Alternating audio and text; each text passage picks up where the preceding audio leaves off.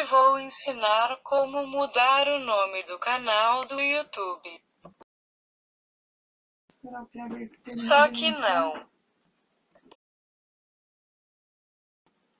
KKKKKKK, vamos começar logo.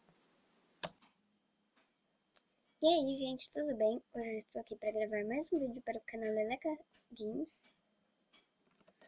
E hoje eu vou fazer o quê?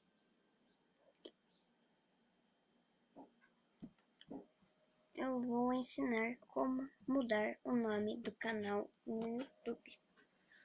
No caso, né, que os que acompanham o canal desde o começo, sabem que eu mudei 2 vezes o nome do canal. 2 vezes com essa agora, que é Leleca Games.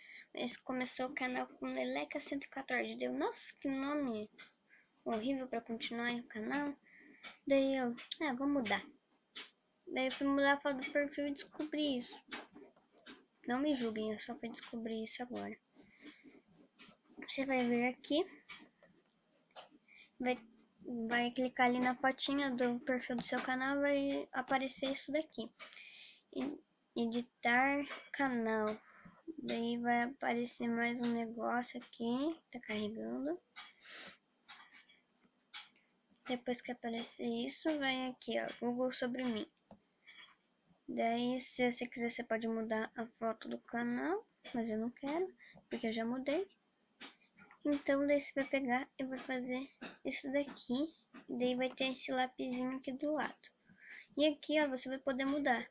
Por exemplo, o meu já é Leleca Games, né? Daí eu não vou mudar frase de efeito. Daí você pode colocar, a minha frase de efeito é Kabum, não sei porquê também. Daí aqui você pode mudar as coisas.